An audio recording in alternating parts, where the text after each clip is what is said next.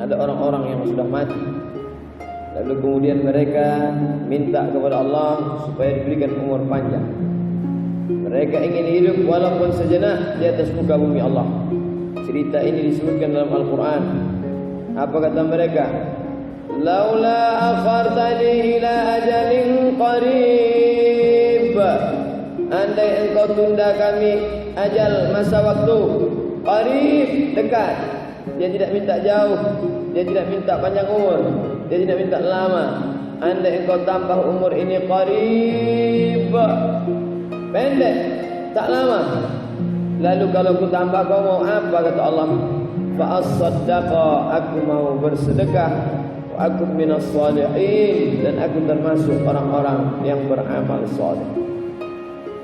Mengapa dipisahkan sedekah dari amal saleh? Bukankah sedekah itu amal saleh? Kenapa sedekah mesti berpisah dari amal saleh? Dan mengapa sedekah lebih didahulukan dari amal saleh? Karena memang orang mati itu langsung melihat balasan amal solehnya. Balasan surga nanti dia lihat di surga. Balasan tentang bagaimana haji mabrur nanti dia tengok dalam Jannatul Naim. Balasan bagaimana mendidik anak-anak nanti kau akan pandang di Jannatul Firdaus. Tapi ketika pertama kali sampai ke liang kubur, maka ketika itu dia katakan, laula akhartani ila ajalin qarib, beri aku tambahan umur, tak usah lama, sekejap menjadi. Fa'as-saddaqa, aku mau bersedekah, menunjukkan pahala sedekah sudah nampak walaupun amal belum dihisab. Balasan sedekah sudah nampak walaupun belum diangkat jadi penghuni surga. Balasan bersedekah sudah tampak di pelupuk mata walaupun baru masuk ke alam barzah. Maka mereka berkata, balikkan lagi kami dunia, kami mau beriman dan kami ingin beramal saleh. Begitulah hebatnya orang-orang yang bersedekah. Tapi yang bisa bersedekah itu hanya orang-orang kaya. Faqidus syai' la yu'ti. Orang yang tak punya apa-apa, maka dia tidak bisa beri apa-apa. Oleh sebab itu bila ada orang mengatakan Islam itu harus kaya, ya, salat tidak sah kalau tidak menutup aurat. Menutup aurat mesti membeli kapas. Kapas dipintal menjadi benang, benang ditenun menjadi kain. Kain yang paling bagus, kain yang tebal, kain yang mahal. Dipakailah untuk beribadah kepada Allah Subhanahu wa ta'ala. Oleh sebab itu, sampai masanya kita akan diminta pertanggungjawaban di hadapan Allah.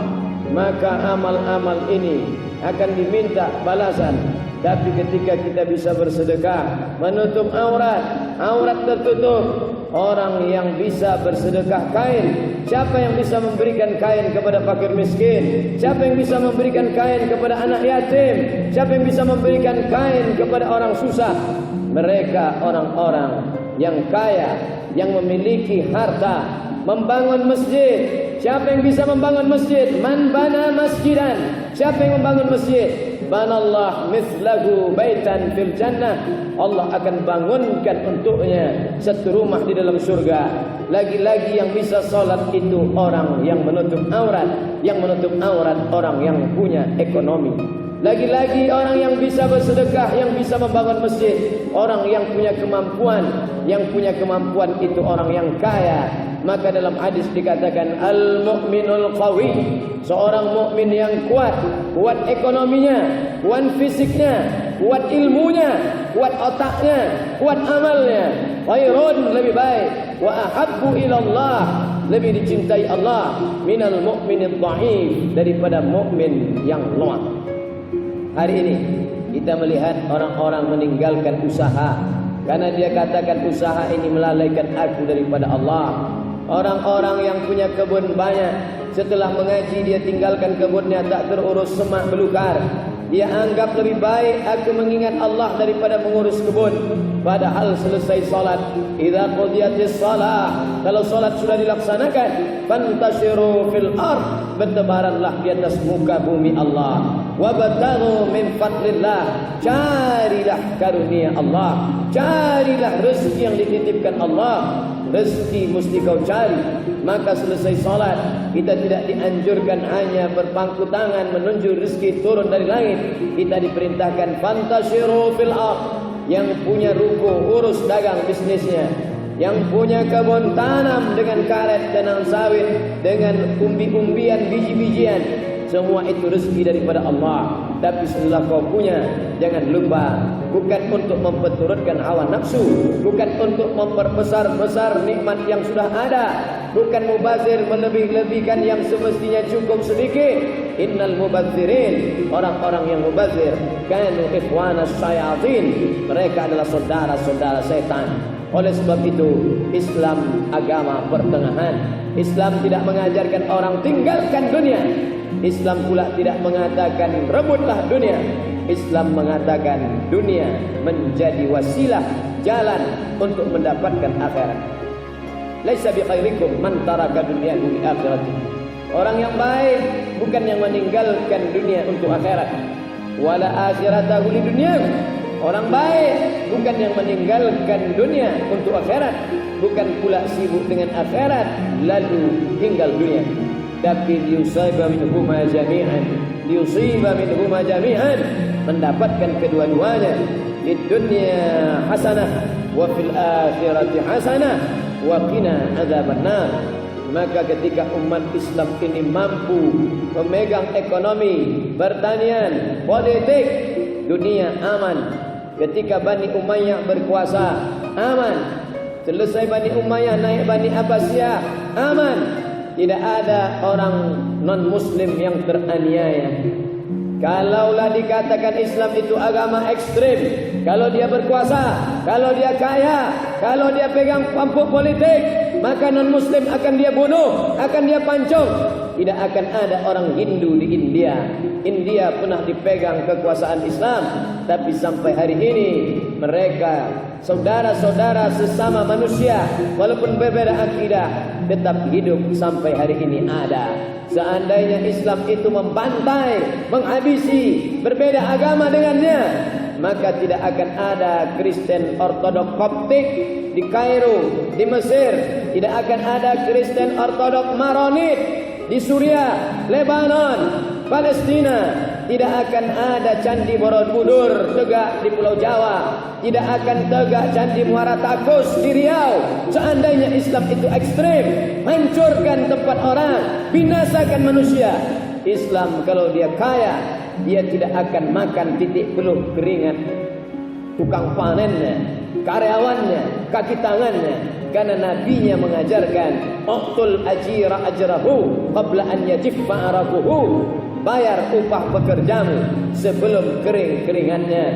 Islam mengajarkan hutang mesti dibayar walaupun berbeda agama. Ketika Nabi SAW meninggal dunia, baju besinya hilang. Mana baju besi? Setelah dicari ternyata di tangan seorang Yahudi.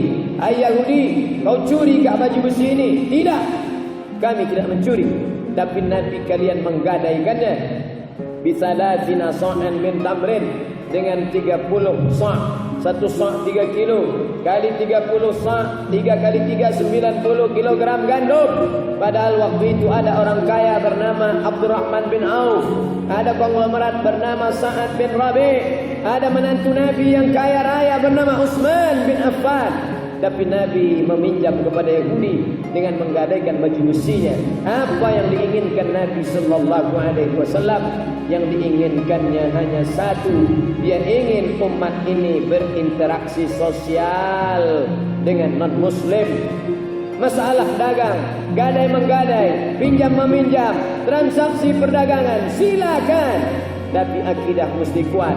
Wala ana abidum ma'abattum wala antum abiduna ma'abud. Aku tak menyembah apa yang kamu sembah, kamu pun tak menyembah apa yang aku sembah.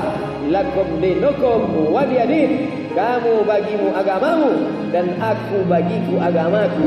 Begitulah Islam mengajarkan kita. Harta mesti direbut, politik mesti dipegang, bukan untuk menganiaya orang, tapi untuk menjaga kemaslahatan, menjaga kemakmuran.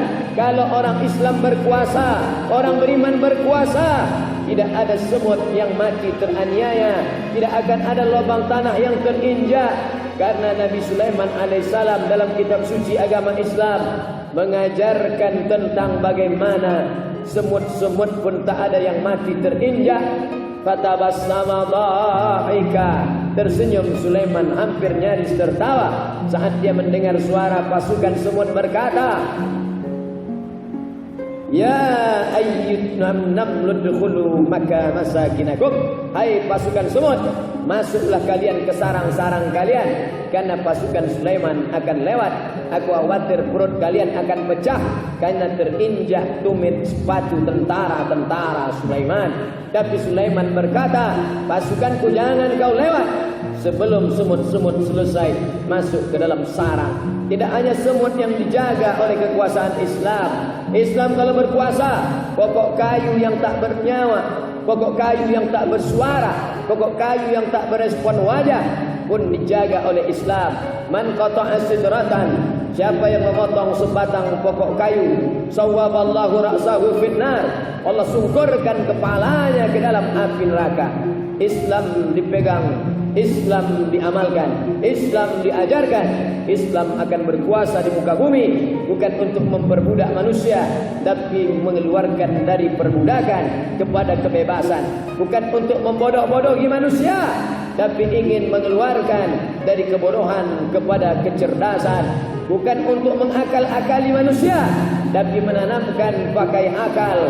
Bukan untuk diperbudak oleh hawa nafsu. Oleh sebab itu, maka orang-orang beriman itu kalau dia mati meninggalkan dunia ini, dia selalu berkeluh kesal. Bukan karena kesal tak lama hidup, tapi kesal kenapa tak ada umur panjang untuk beramal soleh. Tapi orang-orang kafir umurnya panjang, dosanya banyak, lama hidup maksiatnya merajalela. Orang beriman umurnya pendek, amalnya baik. Umurnya panjang, amalnya lebih baik. Andai dia mati esok pagi, dia bersyukur kepada Allah karena besok tidak lagi melakukan perbuatan dosa. Andai dia hidup bersyukur pada Allah karena berarti dia bisa beramal soleh. Oleh sebab itu, segala yang kita lihat dengan mata, kita dengar dengan telinga, itu tak lain tak bukan adalah sebagai bekal apa yang akan aku bawa menghadap Allah Subhanahu wa taala ketika malaikat maut mencabut nyawa, saat harta tak bisa menolong, saat keluarga lari, saat istri tak bisa membawa anak-anak, saat ayah dan ibu tak bisa menolong anak cucu. Satu-satunya yang bisa menolong hanyalah amal kepada Allah Subhanahu wa taala. Oleh sebab itu, hari berganti musim berubah. Dunia ini isinya itu-itu saja. Dulu ada orang baik, dulu juga ada orang jahat. Hari ini ada orang jahat, tapi juga masih ada orang baik. Jangan berkata aku jahat karena hidup zaman sekarang. Andai aku hidup zaman Nabi dulu, mungkin aku akan jadi sahabat Nabi. Belum tentu. Andai kita hidup di zaman Nabi, boleh jadi kita ikut Abu Jahal, Abu Lahab. Maka kita bersyukur kepada Allah dihidupkan di akhir zaman ini. Tak penting kau hidup zaman siapa, yang penting adalah istiqamah. Apa dosa saya? Kenapa hidup di zaman sekarang? Kenapa tak hidup bersama Abu Bakar, Umar, Utsman, Ali? Ingatlah, menurut ilmu Allah kita baik di zaman sekarang, dan tidak ada halangan orang akan tetap masuk surga. Al-ibadatu fil haraji kahijratin ilayya. Orang yang tetap istiqamah beribadah, cobaan banyak, godaan luar biasa, tapi dia tetap istiqamah, kahijratin ilayya. Dia sama seperti orang yang hijrah kepada Nabi Muhammad, bersama Nabi Muhammad, bersama Nabi dari kota Makkah menuju Al-Madinah Al-Munawwarah. Oleh sebab itu, ketika kaum muslimin menanamkan keyakinan ini dalam kepalanya, kapanpun saya hidup, dimanapun saya berada, mengapa aku tidak baik? Karena aku tinggal di Riau, Bumi Lancang Kuning. Mengapa aku tidak baik? Karena aku hidup zaman sekarang. Andai aku lahir di Makkah, pastilah aku baik. Belum tentu. Bukankah Abu Lahab hidup di Makkah? Bukankah Abu Lahab hidup di zaman Nabi? Tapi kenapa tidak baik? Maka masalah kita hidup kapan itu bukan pilihan. Malaikat tidak pernah bertanya, kau mau hidup tahun berapa? Kau mau jadi suku apa? Kau mau lahir di mana? Itu pilihan Allah. Tapi pilihan kita adalah bahwa kita memilih jalan yang benar. Hari ini ada dua pilihan, antara ke masjid melaksanakan sholat Jumat atau keluyuran atau tidur di rumah. Pilihan kita sudah benar. Keluar dari masjid ini ada pilihan, apakah makan atau ke tempat lain atau cerita tak tentu arah. Kita pilihan aku makan. Karena makan adalah ibadah. Karena makan orang beriman menegakkan tulang sulbinya. Perutnya kenyang, dia akan bawa untuk mengabdi kepada Allah. Nanti malam tiba ada pilihan. Apakah tidur atau kumpul dengan orang-orang buat maksiat. Tidurnya juga ibadah. Karena tidur di awal waktu supaya bangun malam tahajudnya mudah. Maka itu pun bernilai ibadah di hadapan Allah. Besok pagi dia bangun lagi. Apakah tidur sepanjang hari atau bangun di awal hari? Dia pilih awal, bangun, tahajud, witir, zikir, baca Quran, salat subuh berjamaah. Datang lagi pilihan, ataukah duduk-duduk di rumah saja atau pergi ke masjid salat subuh berjamaah. Dia pilih yang terbaik. Maka menyatukan pilihan kita dengan pilihan Allah, mendapatkan taufik dan hidayah dari Allah Subhanahu wa taala. Ketika roh bersemayam dalam jasad, maka datang pilihan-pilihan. Ketika roh keluar dari jasad, pilihan pun hilang. Tidak lagi ada godaan, tidak lagi ada amal ibadah. Yang ada hanyalah mempertanggungjawabkan segala tindak tanduk, kedipan mata, bisikan telinga, lintasan hati dan pikiran, gerak lidah, hembusan nafas, tetesan darah yang dicuci buah pinggang, dekapan jantung, semua akan diminta tanggung jawab di hadapan Allah Subhanahu wa taala. Isma syi'ta, hiduplah sesuka hatimu. Kau mau hidup dengan cara orang kafir, silakan. Mau hidup dengan cara Yahudi Nasrani, silakan. Fa innaka mayyit, tapi ingat, kau akan jadi mayat, kau akan jadi bangkai, kau akan dimakan cacing tanah. Tapi tidak segera menjadi tanah saja. Roh akan bangkit, diminta tanggung jawab di hadapan Allah Subhanahu wa taala. Sekecil apa dosa, sekecil apa maksiat akan dipertanggungjawabkan.